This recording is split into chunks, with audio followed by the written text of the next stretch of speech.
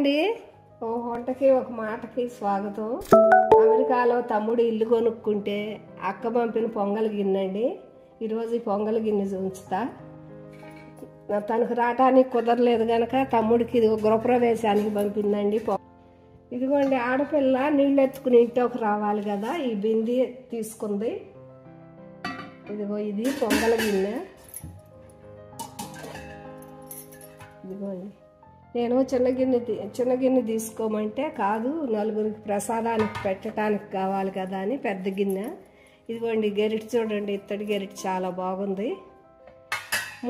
మూడో స్టూల్ తీసుకోకూడదని చెప్పి బిందె, నీళ్ళకి ఆడపిల్ల తెచ్చే నీళ్ళ బిందె. ఇదిగోండి, ఇది 5వ వస్తువు కింద ఇది తీసుకుంది. గిన్నె, మూత, గెరిట, బింది.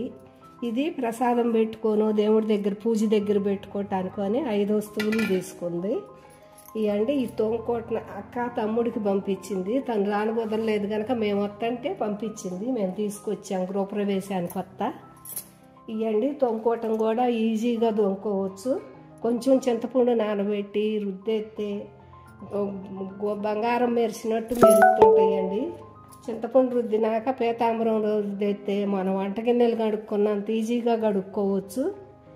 ఇవ్వండి, ఇవి హైదరాబాదు సమర్థ నగర్లో తీసుకున్నామండి, స్టీల్ ఫ్యాక్టరీలో. ఈ పొంగల్ గిన్నె, గెరిట చాలా బాగుంటాయి కదండి. ఈ అక్క తమ్ముడు గృహప్రవేశానికి ఆడపిల్ల ఇచ్చిన సామానండి. బాయ్ అండి. హలో అండి, మా అమ్మమ్మ మీ ముందుకు వస్తుంది మళ్ళీ. ఎవరైనా కొత్త వాళ్ళు ఉంటే సబ్స్క్రైబ్ చేసుకోండి.